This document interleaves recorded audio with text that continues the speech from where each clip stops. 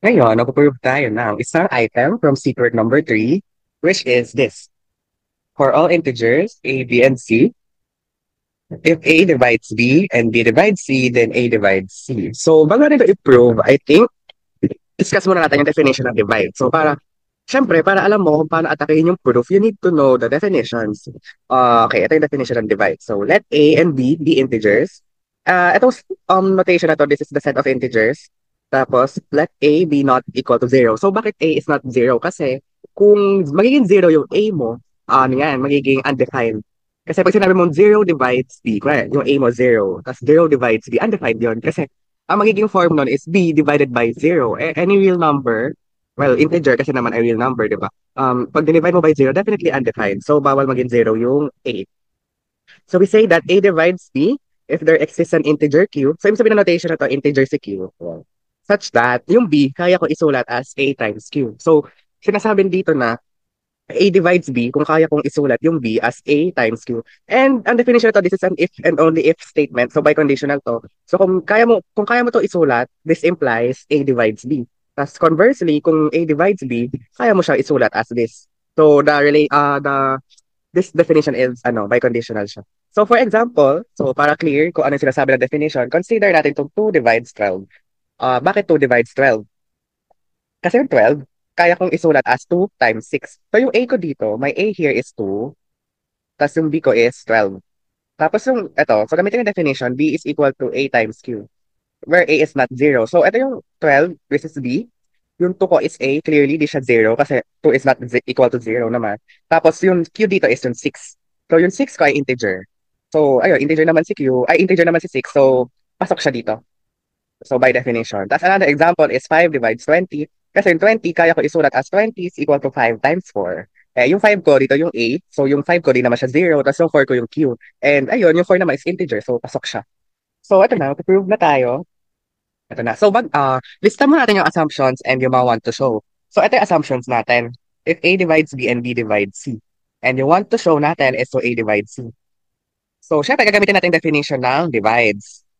So, definition. Ito, gamitin natin definition 1.1.1. So, let A, B, C be integers. Again, yung definition, yung notation na to, sinasabi, ano lang siya, mathematical notation na sinasabi mo na A, B, C ay integers.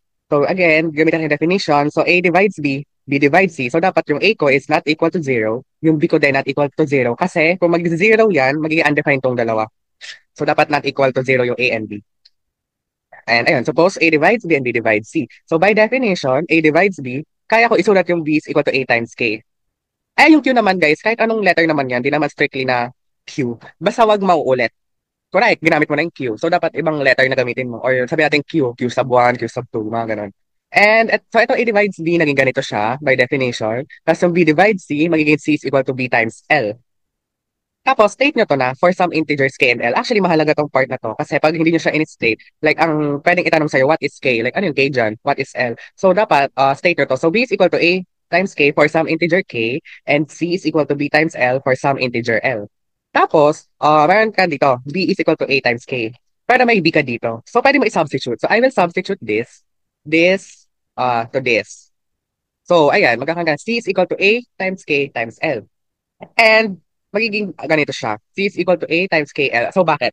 This is associative property of associativity of integers under multiplication. So kasi 'di ba pag associativity, pwede mo baguhin yung groupings. And ayun, technically same pa din siya. Under multiplication, spelling. Ayan. So this is associativity of integers under multiplication. Then, ano pa ba? Okay, ito na yung siguro exciting part talaga. Yung K and L ko, di ba? Integers sila. Ito, for some integers, K and L. Yung product kasi ng integers is still an integer. So sulat natin dito. So, the sum difference and product of integers is also an integer. It's also an integer. So, tawag dyan is closure. Closure property tawag dyan. Pero not the quotient ha. So, ano lang siya. Sum difference and product. Kasi pag quotient ko ay 2 divides 5. Ayun 2 and 5 ko ay integers, pero 2/5 is not an integer. So, ayun. So, except sa division. So, since yung K times L ko dito, kaya ko siya isulat as Q. Kasi nga, yung K ko is an integer, and yung L ko is also an integer. So, pag kinuha ko yung product, K times L, is integer pa din yung lalabas. So, sabihin natin yung product ng K and L is Q. Ayan. So C is equal to AQ, where Q is K times L. And again, by closure property, yung Q ko dito is an element of integers. Ayan, it's an element of again, yung notation na to is sinasabi na yung Q is an integer. And I think discuss yung mga notation sa next chapter na 101 sa set theory. Yung, yung talaga exciting part ng 101. Yeah. So, ito na. So, meron ka na nito. C is equal to A times Q. So, by definition, balikan natin. Yung C, nasulat ko as A times Q. Again, yung A dito is not zero kasi nasa assumption. Ito yun, nasa assumption. Na state na dito. So, yung C ko daw, kaya ko isulat as A, where A is not zero, tapos okay, is an integer. So, pwede ko gamitin yung definition 1.1.1. So, ang ibig sabihin na A divides C. Therefore, A divides C. And that is what we want to show. So, ayun, ito na, dito na tatapos yung proof. Actually, ang tawag dito sa paprove niya is the transitivity of the divides relation. And yeah, but actually nasa ano to, higher math course, Maths 103. So kung BS Math kayo, Math 103. Yeah, Math 103. Yan. So kailangan talaga magets mo yung proving ng mga divides kasi dito iikot yung Math 103, which is next ata na, oo, next ng 101. And ayun, so I will see you on the next